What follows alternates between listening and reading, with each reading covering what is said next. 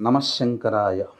ఈ కార్తీక మాసంలో ఆఖరి సోమవారం నవంబర్ 17వ తారీఖు రోజున ఈ రోజున మీ యొక్క సంకల్పం నెరవేరి శివానుగ్రహం అతి త్వరగా కలగాలన్నా, ఈ రోజున ఇప్పటివరకు ఈ కార్తీక మాసంలో ఏ దానములు చేయలేకపోయినా ఎటువంటి పూజలు చేస్తే పుణ్య ఫలితం దక్కుతుందో తెలియజేస్తాను. ఈ రోజున ప్రధానంగా నల్ల నువ్వుల దానము చేయమని శాస్త్రం చెప్పబడి ఉంది.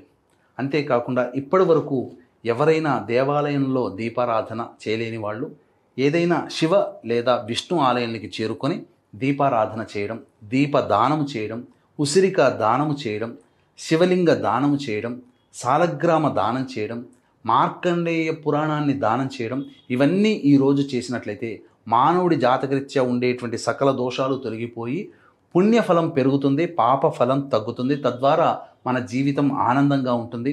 అలాగే నవంబర్ 20వ తారీఖు రోజున అమావాస్య సందర్భంగా మన పీఠమాధ్వర్యంలో మహిమాన్విత శ్రీశైల క్షేత్రంలో సాయంకాలం 5 గంటలకి మీ జాతకరీత్యా కలుగు అన్ని రకాల సమస్యల నివారణకి మరియు గురుగ్రహ మార్పు, శనిగ్రహ మార్పు కలిగినటువంటి కారణం చేత 12 రాశుల వారికి కూడా కొంత కొత్త సమస్యలు అనేటువంటివి వస్తాయి.